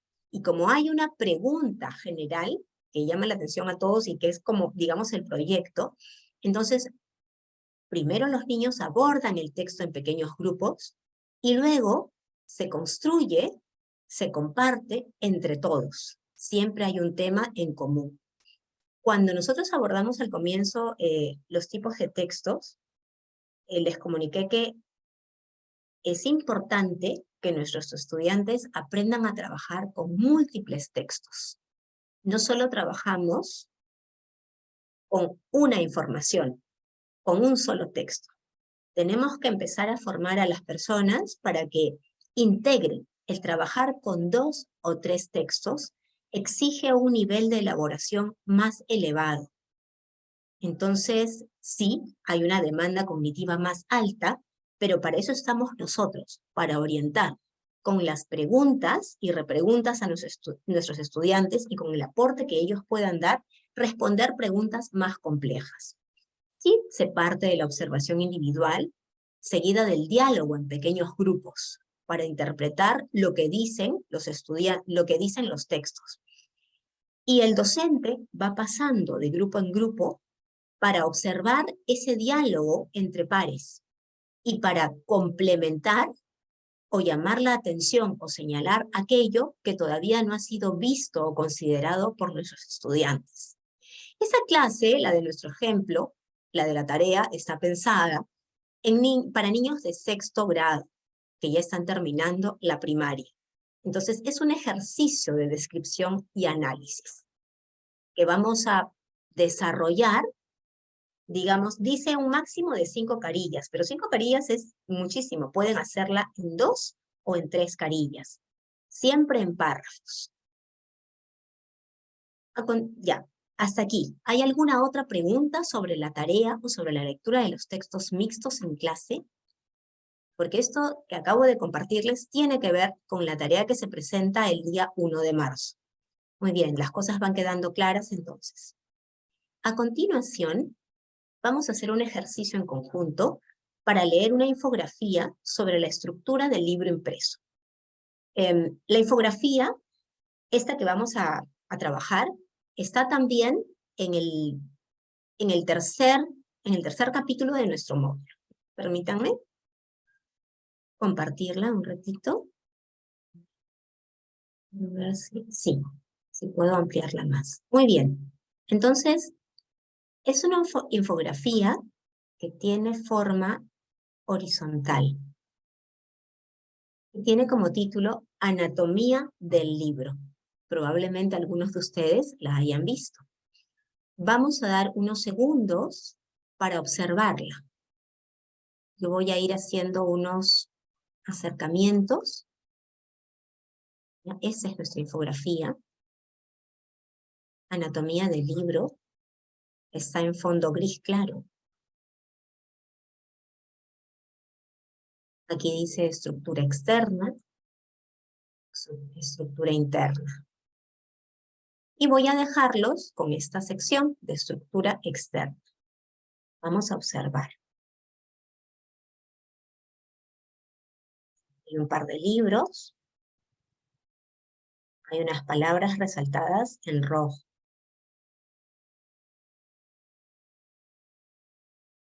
Estructura externa del libro. Y aquí unos motivos. Unos motivos en rojo oscuro. Y es como si fuera un mini diccionario, porque hay unas palabras y pareciera una acepción o una explicación. Luego también hay unas flechas con una dirección muy exacta, ¿no? Las flechas nos llevan a algo. Y esas flechas están relacionadas con la información de cada palabra en rojo oscuro. Seguimos mirando que es la estructura externa del libro. Leemos esta parte también.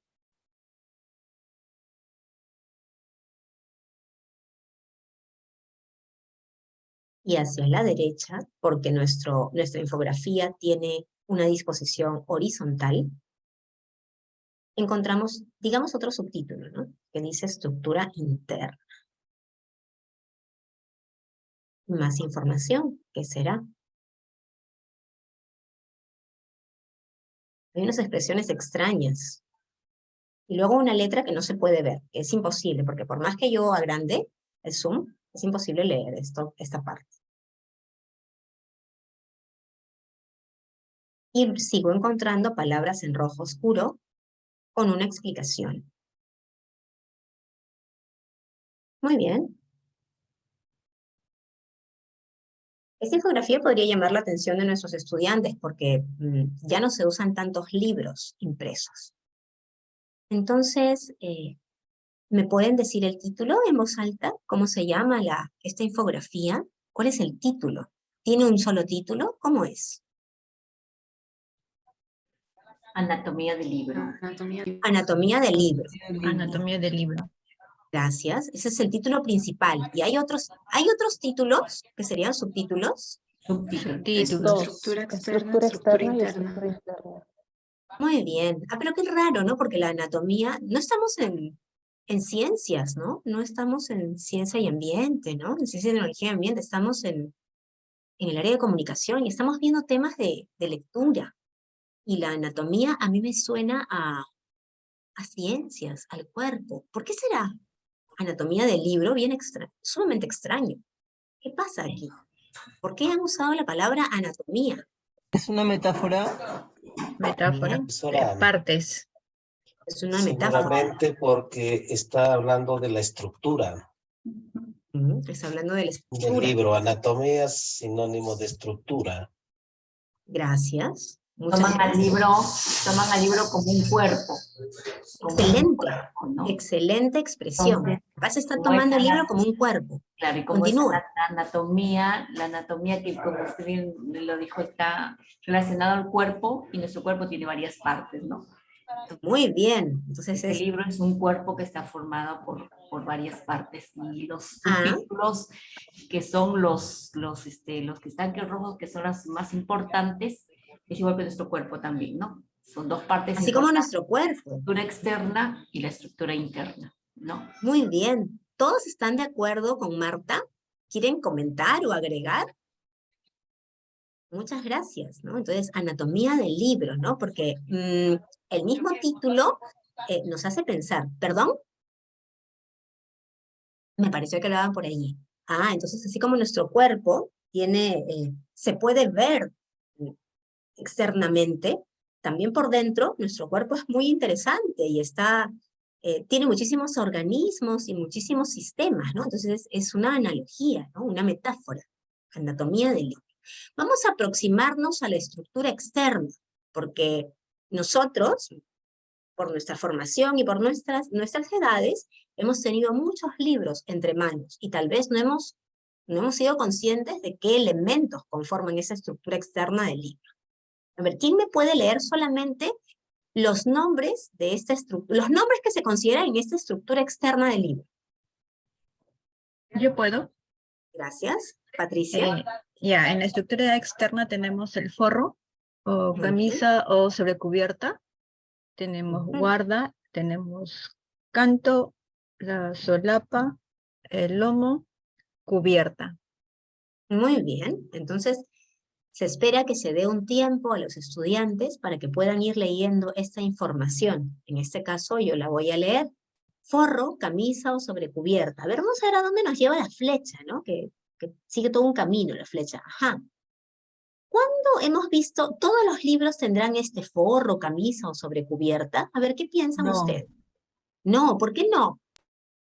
A ver, díganme. No todos los libros tienen este forro.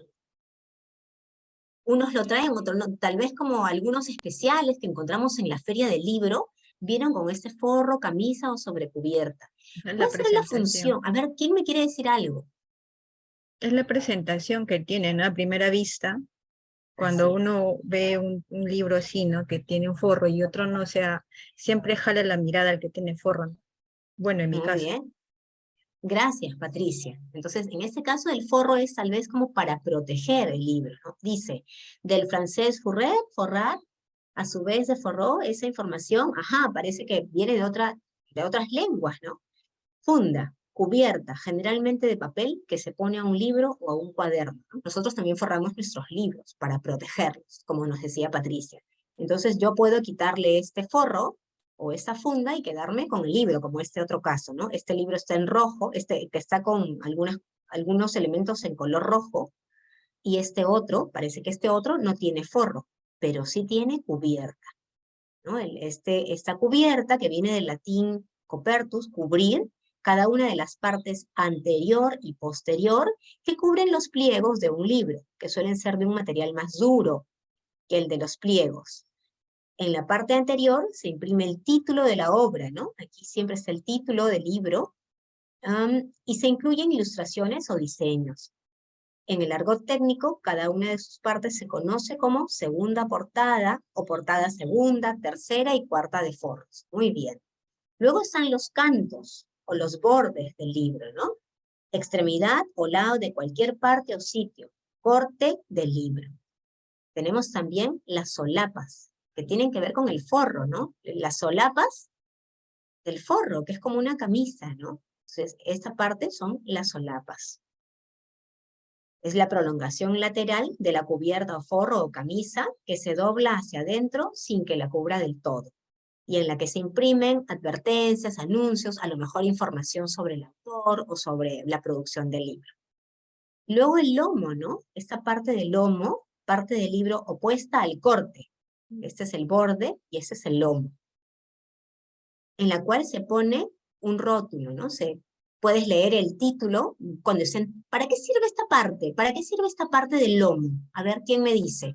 Para identificar el libro cuando está en una biblioteca, por ejemplo, son varios, identificar el título, ¿no? Creo. Claro, porque muy bien, correcto. Entonces aquí tenemos, Otra ¿qué función más? sería para cuando estamos, por ejemplo, en una exposición leyendo frente al público, podamos sostener el libro de una manera no más adecuada Estética. sobre nuestra mano, ¿no? Bueno, es Claro, lo que yo también... muy bien, es un efecto de estética, ¿no? Para que todos tengan presente el nombre del libro, ¿no? Cómo se está sujetando, todo tiene un porqué, como decía María Graciela, ¿no? El porqué, un porqué ese que se escribe junto y con tilde, ¿no? ¿Correcto? Entonces, tiene un porqué. Si yo voy a leer el libro, lo sujeto con ambas manos, lo sujeto por la cubierta, ¿no? Y voy pasando las páginas. Muy bien. ¿Y por qué habrán puesto estos libros con estos colores? Uno es amarillo con marrón y el otro es rojo, ¿no? Un libro en rojo es poco serio. ¿Qué querrán decir con estos colores rojos en la guarda del libro? En esta parte que se llama guarda del libro, que está detrás de la cubierta. ¿Por qué habrán puesto este libro en rojo? ¿Quién quiere decir algo? ¿Alguien quiere hablar por allí? ¿Por qué estará en rojo? Ah, tal vez porque esta parte quiere llamar la atención, quiere comunicar un sentimiento fuerte. No sabemos cuál es el título de este libro, pero el hecho de poner la guarda o la parte de atrás de la cubierta en rojo significa, tal vez le da una sensación de importancia o de llamar la atención, ¿no? Porque estas decisiones no se toman al azar.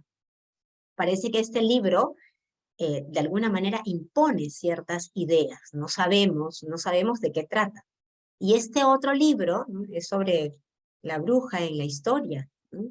Y es amarillo con marrón, tal vez para suavizar el contenido.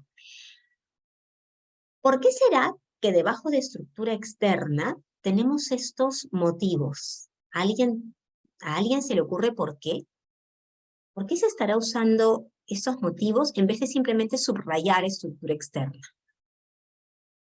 ¿Qué querrán comunicarnos con estos dibujos?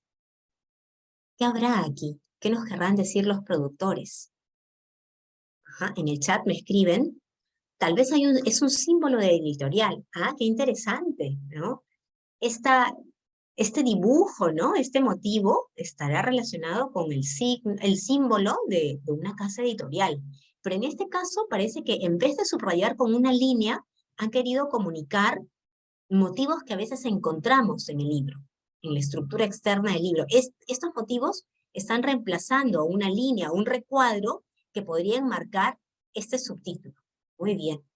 No lo tiene el título general, pero este motivo, fíjense, es igual a este de acá. Observen. Estos dos motivos, el que aparece en anatomía del libro y el que aparece debajo de estructura, ¿en qué se parecen y en qué se diferencian? Se parecen un poco en las formas, en el color, pero se diferencian en la dimensión. Uno es más grande que otro, este está en vertical. Aquí hay un chat que me dice Marta, es una parte de la primera. Pareciera que se ha sacado de este primer sello, ¿no? Entonces nos hace pensar que los libros tienen un sello de seriedad, de formalidad, de algo en lo que se puede confiar, porque han pasado tal vez por todo un proceso de producción. Aquí hay, miren, hay una palabra que dice algarabía. Algarabía, mente y sabiduría. Este es el sello de la producción de la infografía. Que esta forma de la B está relacionada también con estas formas, como si tuvieran colitas, para llamar la atención, para comunicar una idea, y se mezcla el negro con el rojo oscuro. Entonces todo eso tiene que ver con la casa editora. Algarabía parece ser la firma o la empresa o la institución que ha producido esta infografía, pero no simplemente está con letras simples, sino que se está vinculando con el título. Y algarabía significa alegría o ruido, como de un carnaval. Hasta aquí. ¿Quién más puede aportar algo con la información que vemos en la estructura externa del libro? ¿Algo más que puedan dar ustedes? ¿Qué opinan? Ya sabemos los elementos, ¿no? Forro, guarda, canto, que son los bordes, las solapas, el lomo, la cubierta delantera, cubierta posterior. Ya está, esa es la estructura por afuera del libro. Arriba hay unas líneas, perdón, arriba hay unas líneas que dice 1A forros, 2A forros, Así es. 3A forros, 4A forros. Bueno, no sé qué indican ahí. Primera de forros. Aquí está, muy bien. Primera de forros es la primera cubierta. Segunda de forros, muy bien por observar esas líneas. Segunda de forros es la parte de atrás de la cubierta. Parece que son nombres técnicos que se le da a la estructura externa del libro. Primera de forros equivale a la cubierta. Segunda de forros a la parte de atrás de la cubierta, ¿no? Que sería la guarda. Aquí está, cada una de las hojas de papel que colocan entre los forros y las primeras hojas. Esos son ya conocimientos más técnicos. Tercera de forros, cuarta de forros. Entonces es una denominación que se le da a cada sección de la cubierta, pareciera, ¿no? Primera de forros, segunda de forros, tercera de forros, cuarta de forros. Muy bien. ¿Qué más? Eso quiere decir que el libro completamente está estructurado, o sea, cada uno de sus partes tiene una denominación, ¿no? Así es. ¿Y quiénes manejarán esta información? Porque las personas que leemos muchos libros no necesariamente manejamos esta información, pero ¿quiénes sí la utilizarán? Primera de forros, segunda de forros, tercera de forros, cuarta de forros. Las editoriales. Claro, las editoriales, ¿no? Las editoriales, los diseñadores. Me toca diseñar primera de forros, cuarta de forros, ¿no? Color para la segunda de forros. Muy bien. Gracias, Marta. Entonces, esto es algo ya más técnico, ¿no? De los que producen los libros. Muy bien. ¿Qué querrían preguntar sobre la estructura externa del libro? ¿Qué les ha parecido? ¿Sabían que se llamaba cubierta, lomo, solapas, canto, guarda y forro? Todas estas partes de la estructura externa del libro. ¿Para qué nos pueden servir? A nosotros, de manera general, para saber. Pero esta es una información más específica para quienes producen libros o venden libros, o de repente si yo trabajo en una librería, no una biblioteca, una librería, quiero reportar, quiero libros con cubiertas en tales colores de otoño, o quiero libros con cubierta que sean muy motivadoras, porque quiero aumentar mis ventas de libros infantiles. Aquí hay alguien que escribe en el chat. O para codificarlos también, ¿no? Para clasificarlos. Muchas gracias. Y otro tanto en la estructura interna. Muchas gracias a la participación de ustedes, porque no habría podido fijarme en todo, aunque ya había mirado la infografía previamente. Entonces, se necesita de los demás para hacer una lectura más atenta y más completa de los textos múltiples, de los textos mixtos. Muy bien, hasta aquí, esto es lo que hemos hecho. Entonces, estas son las pautas para nuestra tarea, para el trabajo número 2. Tal vez les permitan desarrollar mejor las preguntas que se están presentando en la tarea. Y es a lo que voy a ir para aclarar cualquier inquietud. ¿Dónde está? Un ratito. Sí está, pero me he ido al libro, voy a sacarlo. Entonces, aquí, varios me han preguntado en el momento de la asesoría. Entonces, María Graciela también dio unas pautas. Nuestra tarea tiene 2 partes. Es un análisis. En realidad es un análisis que se va a hacer en 2 partes. Describir la situación que se presenta sobre la docente que propone en clase y a partir de las preguntas, escribir párrafos que nos permitan dar respuesta y describir la situación. Y una segunda parte en la que se pide comentar y explicar 2 claras razones por las cuales se ha hecho esa propuesta. Las pautas compartidas hoy en clase nos van a permitir elaborar y fundamentar estas razones por las cuales la profesora del caso ha propuesto esa manera de abordar la clase con los textos mixtos. Trabajos en grupo, en pequeños equipos, con mucho diálogo, con preguntas pensadas antes y con la participación de los estudiantes. Y teniendo en cuenta también lo que pueden significar tanto los contenidos mismos, en palabras y en párrafos, como los colores, las formas y los diversos elementos que encontramos en el texto mixto que estamos abordando. Muy bien. Entonces, hasta aquí esta parte de la clase. A continuación, no sé si hay alguna otra consulta sobre la tarea, creo que ya quedó clara. Porque ahora vamos a dar algunos avisos. A ver, hay algo en el chat. Muy bien, Valeria. Vamos a dar algunos avisos que tienen que ver con el siguiente curso y luego los vamos a invitar a desarrollar la encuesta. Melba, ¿estás por allí? Melba. Estamos justo para poder terminar a esta hora. Creo que no está Melba, entonces voy a invitarlos. Ya, Melba. Melba les va a dar algunos avisos que tienen que ver con el siguiente curso. Adelante, Melba. A ver, un momento. Sí, gracias, Janine. Es para comentarles sobre 2 temas. Uno es que, de acuerdo a nuestro calendario que podemos ubicar en la guía del participante, tengo aquí mi guía, permítanme poder compartir. ¿Sí? ¿Se puede visualizar, por favor? Sí. ¿Sí? Sí, sí se puede. Sí se puede visualizar. Entonces, ahora mismo ya vamos a culminar este segundo curso, ¿no? Que es Introducción al Manejo de Textos Funcionales, y el curso número 3, Enfoque Comunicativo Textual del Área de Comunicación en el Currículo Nacional, que es el curso 3, inicia estudios el 11 de marzo al 22 de abril. Previo a ello, tenemos, según cronograma, el pago, que se va a realizar del 27 de febrero al 9 de marzo. Es decir, que yo el día lunes les voy a comunicar, como el curso anterior, ya la página de pagos está habilitada en el banco para que ustedes puedan hacer el abono hasta el 9 de marzo. Nuestra primera sesión será el 11 de marzo, ¿no? Aquí podemos ver en el cronograma que se ha considerado una semana más porque el fin de semana por Semana Santa no vamos a tener sesión, ¿no? Ese es el punto número 1. Y lo siguiente es que el día miércoles 1 de marzo se van a emitir los certificados del curso 1, del curso de Didáctica General para el Desarrollo de la Lectura en Educación Primaria.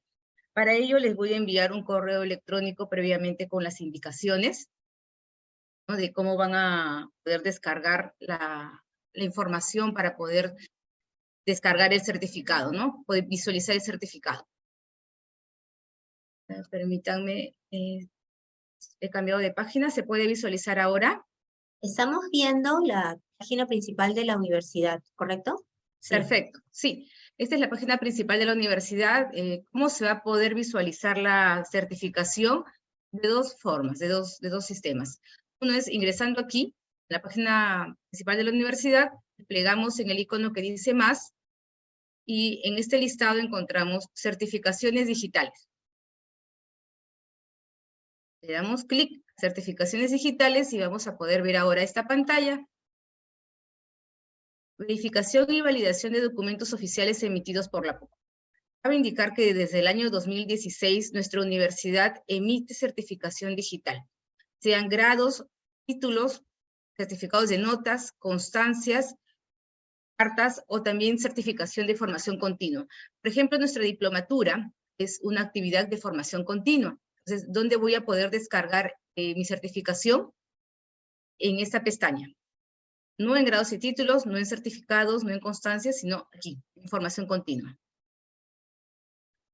Ustedes van a recibir un correo electrónico con dos datos. Uno es el documento digital y el otro es el código de validación. Permítanme. Y los vamos a colocar en esta parte. Donde dice número de documento, ustedes van a registrar la numeración. Donde dice código de verificación, lo van a colocar también ahí donde corresponda. Hay que tener mucho cuidado porque me ha ocurrido en varios casos que me escriben y me preguntan, no puedo ver, sale error. ¿Por qué? Porque después de la Z que vemos aquí, por ejemplo, de este dígito, no debe existir un vacío. Si hay un vacío, un enter, ya el sistema automáticamente lo reconoce como otro dígito. Entonces, asegurarnos de ello y le damos automáticamente validar. Ahora mismo estamos viendo ya un PDF, está listo, si le doy clic, se va a descargar el certificado. Yo no le doy ahora mismo porque este documento no me corresponde, ¿no? Pero, como les comentaba también hace un momento, desde el año 2016 nuestra universidad emite certificación digital y estos documentos que emitimos pueden ser verificados por cualquier institución o cualquier persona que tenga estos datos. Si ustedes les brindan, por ejemplo, la página web de nuestra universidad y la ruta para poder verificar este certificado con sus códigos, la institución, por ejemplo, el ministerio, por ejemplo, o el colegio donde estén postulando, van a poder ingresar y verificar que efectivamente el documento corresponde a nosotros. Nos ha ocurrido muchas veces que hay instituciones que nos presentan el documento para que nosotros podamos validar que es un documento autorizado, verídico, que la universidad ha emitido. A través de este sistema ya no es necesario eso porque automáticamente se puede ir registrar los datos, los códigos, y se verifica automáticamente la validación. Pero igual, si tienen algún inconveniente de poder descargar este certificado, pueden escribir y con gusto les voy a dar igualmente la ruta. Muy bien, estupendo, Melba. Muchas gracias por haber dado esta información, porque de todas maneras todos van a tener que descargar sus certificados que emitimos por cada uno de los cursos. Entonces van a tener que seguir de todas maneras esta ruta por lo menos 6 veces, ¿correcto? Sí. Muy bien. Y entonces, información sobre el pago. ¿Había algún dato más? El pago lo van a poder realizar a partir del día lunes 27. Este lunes igual yo les voy a informar para comunicarles de que ya está la página activa, ¿no?